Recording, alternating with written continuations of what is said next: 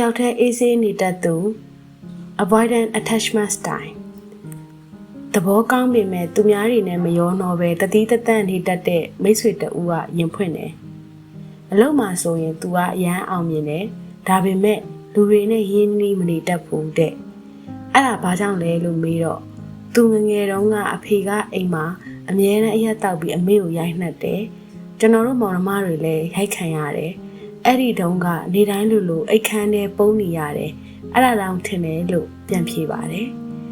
avoidant attachment style ဆိုတာဒီလိုပဲစတင်ပါတယ်ငငယ်တုန်းကမလုံခြုံတဲ့ပတ်ဝန်းကျင်မှာကြီးပြင်းလာရလို့နောက်ပိုင်းမှာလူတွေကိုယုံကြည်မှုမရှိတော့ဘူးနီးကပ်တဲ့ဆက်ဆံရေးတွေကနေရှောင်ရှားလာတယ်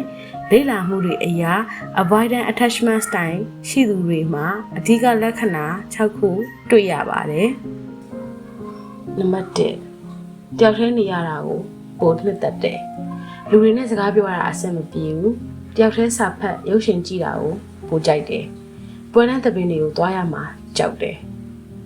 နံပါတ်2လူတွေနဲ့နီးကပ်တဲ့ဆက်ဆံရေးကိုကြောက်ရွံ့တယ်တငယ်ချင်းတွေကရင်းနှီးလာခြင်းတာကိုမလိုလားဘူးအမြဲတမ်းအကွာဝေးတစ်ခုမှထားပြီးဆက်ဆံတယ်အိမ်အောင်ရေးအချစ်ရေး romantic relationship တွေကိုတိတ်ဆိတ်မဝင်စားဘူးနံပါတ်3အခက်ခဲရှိရင်အခုမြင်မတောင်းတတ်ဘူးဘလောက်ပဲအခက်ခဲရှိနေပါစေတယောက်တည်းဖြေရှင်းခြင်းနဲ့ကိုကြောင့်သူများကိုအနှောက်အယှက်မဖြစ်စေခြင်းဘူးကိုပြဿနာကိုသူများနဲ့မဝေမျှခြင်းဘူး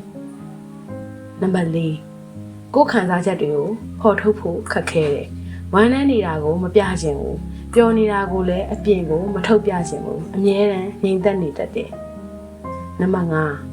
အလုတ်ကိုပဲအာရုံစိုက်တယ်အလုတ်မှာအရန်တော်တယ်အလုတ်ထဲမှာနှင်းမြုပ်နေတတ်တယ်အလုတ်ကလွယ်ရင်အခြားစိတ်မဝင်စားဘူး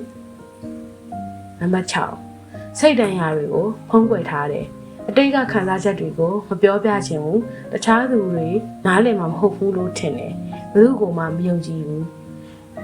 လူတိုင်းကတယောက်တည်းနေရတာကိုတစ်ခါတလေနှစ်သက်ကြပေမဲ့အဲ့ဒါကအမြဲတမ်းဖြစ်နေရင်တော့ပြဿနာတစ်ရက်ဖြစ်လာပါပြီလူတဘာဝကတယောက်နဲ့တယောက်အပြန်အလှန်ဆက်သွယ်နေကြရတာပဲဖြစ်ပါတယ်တယောက်တည်းနေတတ်တဲ့အကျင့်ကရုပ်တရက်ကြီးပြောင်းလဲပစ်လို့မရပါဘူးဒါပေမဲ့တဖြည်းဖြည်းချင်းပြောင်းလဲလို့ရပါတယ်ဘယ်လိုစလုပ်ရမလဲ1ခက်သေးသေးအစုဝေးလေးတွေနဲ့စပါတငယ်ချင်း2ယောက်လောက်နဲ့ကော်ဖီဆိုင်ထိုင်တောက်တာမျိုးမိသားစုနဲ့အတူစားတာမျိုးလုပ်ဖို့ကင်ဘတ်တွေနဲ့နေ့လည်စာစားတာမျိုးလေးတွေလုပ်နိုင်ပါတယ်2ကိုစိတ်ဝင်စားတဲ့အရာတွေကနေမိတ်ဖွဲ့ပါစာဖတ်ဝိုင်းလေးတွေမှာပါဝင်ပါဆွေးနွေးစရာလေးတွေဆွေးနွေးပါကိုဝါသနာပါရာသင်တန်းလေးတွေတက်ပါ3တရက်ကိုအနည်းဆုံးလူတစ်ယောက်နဲ့စကားပြောပါမိသားစုဝင်ပဲဖြစ်ဖြစ်တငယ်ချင်းမိတ်ဆွေတစ်ယောက်နဲ့ပဲဖြစ်ဖြစ်စကားပြောပါ avoidant တွေအတွက်အရေးကြီးဆုံးက balance ပါတယောက်တည်းနေခြင်းနေတဲ့အချိန်နဲ့လူတွေနဲ့ပေါင်းသင်းဆက်ဆံတဲ့အချိန်ကိုညီအောင်ထိန်းပါအချိန်တိုင်းလူတွေနဲ့ရောနေစရာမလိုသလိုအချိန်တိုင်းလည်းတယောက်တည်းမနေသင့်ပါဘူးနှစ်ခုကို balance လုပ်တတ်ဖို့လိုပါတယ်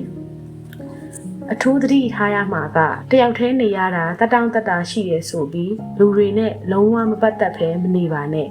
နောက်ဆုံးမှတယောက်တည်းနေခြင်းတဲ့စိတ်ကလုံကွဲသွားရင်အထီးကျန်ဆန်တဲ့ဘဝကိုရောက်သွားပါလိမ့်မယ်အေးအေးဆေးဆေးနေခြင်းတဲ့ဆိုတာနားလည်ပါတယ်ဒါပေမဲ့တစ်ခါတလေလဲလူတွေနဲ့ပေါင်းသင်းဆက်ဆံဖို့စ조사ကြည့်ပါမထင်မှတ်ထားတဲ့ပျော်ရွှင်မှုတွေရလာနိုင်ပါတယ်